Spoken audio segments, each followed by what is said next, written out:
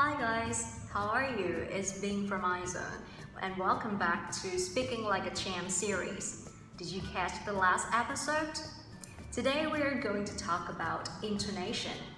So if you watched my last video and checked out the IELTS speaking criteria featured in it, you'd know that 25% of the total score comes from pronunciation. And by pronunciation, I don't mean that you'll be tested only on the ability to pronounce words accurately, but also to use a range of the so-called pronunciation features, and the most important of which is intonation. What is intonation then, and why is it so important in speaking? Simply put, intonation is the rise and fall in our spoken tone in speech. It gives a speech melody and rhythm. Just play any video or audio file with native people speaking English and you'll see what I mean. And intonation is important in speaking for three main reasons. First, it helps indicate the attitudes and emotions of the speaker. Second, it signals the difference between statements and questions and between different types of questions. And finally, it draws attention on important elements of the spoken message. Alright, let's take a look at an example. Now we have this sentence. Let's try saying it in two different ways. Go over there, go over there. You kind of see the point, right? When you speak in the formal way, raising your voice at the end, you're asking questions. For example, should I go over there, go over there? While the latter way would imply you're making a command. Go over there, you go over there. You see, intonation can turn a statement into the question. And also it can turn a happy comment into a sarcastic one. So if I say, oh, what a surprise, it means that I genuinely didn't expect something to happen and it actually did. Otherwise, I just say, what a surprise. Okay?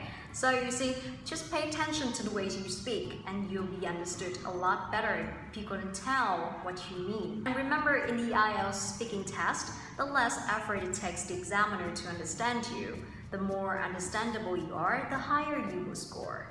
Alright, now how can we improve our intonation? First of all, there are some basic rules of intonation that you'll need to know. Number one, posing a question. For a yes-no question, a rising intonation at the end is normally used.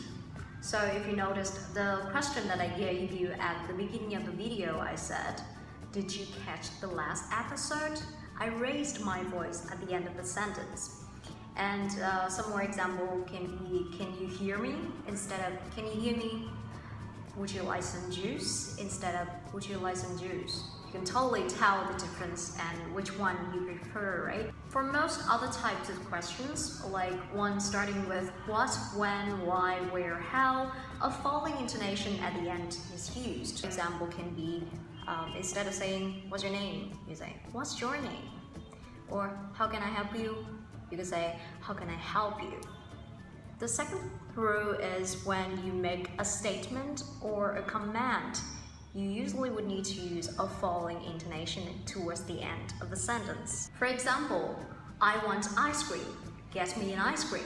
Number three, stressing important words in a sentence. This one is so important because it helps you understand spoken English, even rapid spoken English.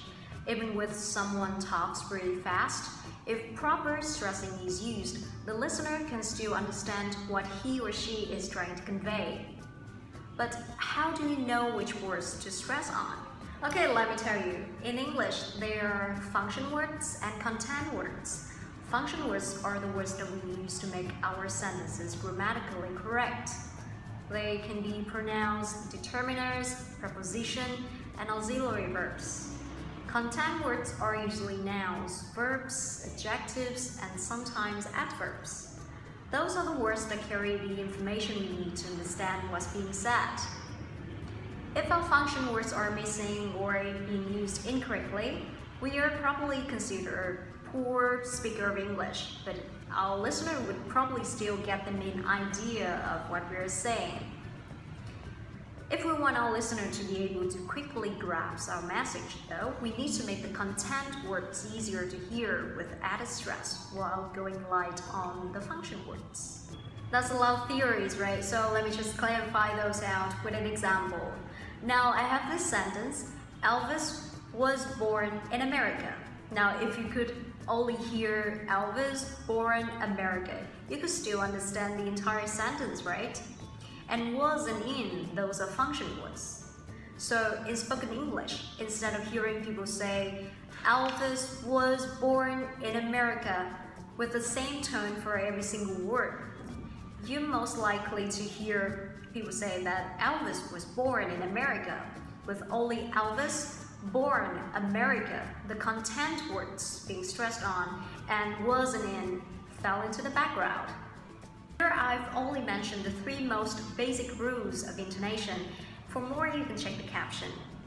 Alright guys, so that's it for this video on intonation. Please comment, thumbs up down below if you want to see more of these videos, and I'll see you in the next one. Bye bye.